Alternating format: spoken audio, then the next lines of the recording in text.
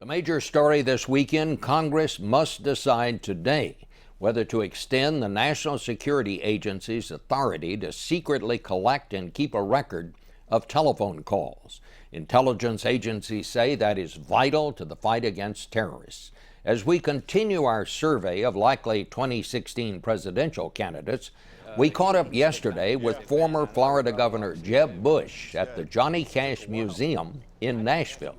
We asked him if he believes the nation's security will be in danger if the program is allowed to expire. I do. And it's not a violation of civil liberties. There's no evidence, not a shred of evidence, that the metadata program has violated anybody's civil liberties.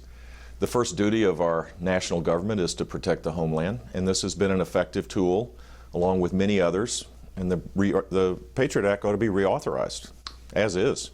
What do you think is the greatest threat to our national security right now? Wow, we have a lot more than we did just a few years ago. As we've pulled back, we have these new asymmetric threats of terror, ISIS and other terrorist groups that want to destroy Western civilization. So I'd say that's front and center, maybe the most important one. Well, let's talk a little bit about ISIS and these recent successes that they've had, and it always seems to come as a surprise when they make another gain. At the very least, do you think we need to put some ground troops back in there? I think we need to coordinate with the Iraqi government and with the Iraqi military. We need to embed American troops, as we've done successfully in the past, to help train them, to identify targets, to do what we do really well. We need to encourage the Iraqi government to provide support to the Sunni tribes, as we did during the surge. I think we need to arm the Kurds as well in coordination with the Iraqi government. We need a strategy. We don't have a strategy right now. We have a series of tactics reacting to whatever's going on in the ground. That doesn't mean we have to have combat troops in harm's way, but I think in concert with other countries, and certainly in an effort to try to restrict Iranian influence in Iraq, that we can play a constructive role. Some of the administration's critics, even some people in the Pentagon, are saying privately that the administration is sort of just buying time and is trying to leave this for the next president to deal with. It looks that way because you don't have a clear strategy, and I think the strategy is both military as well as political. We need to make sure that Iraq is stable for the region and to create narrowing the influence of ISIS, not just in Iraq, but in Syria. So it doesn't appear that they have a strategy.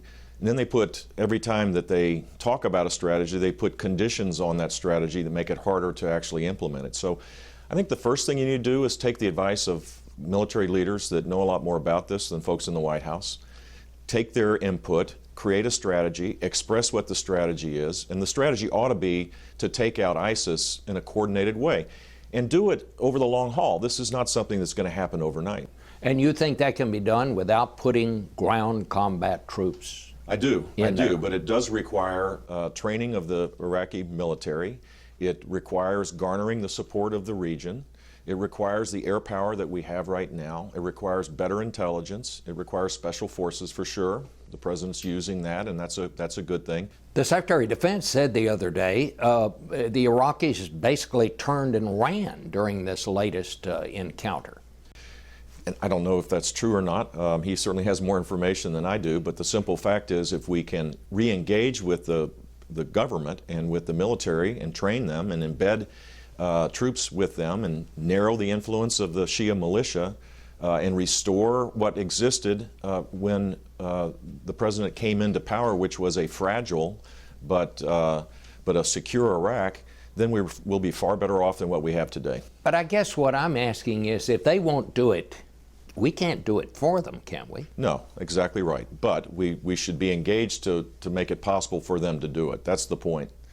When we pulled back, the Iraqi military was not perfect by any stretch of the imagination, but it was battle tested, and Iraq was a far more secure place. As we pulled back, all of the sectarian influences began. They started firing the professionals and putting in political hacks, and that's the problem. We did not engage politically, and when we left militarily, we left a huge void.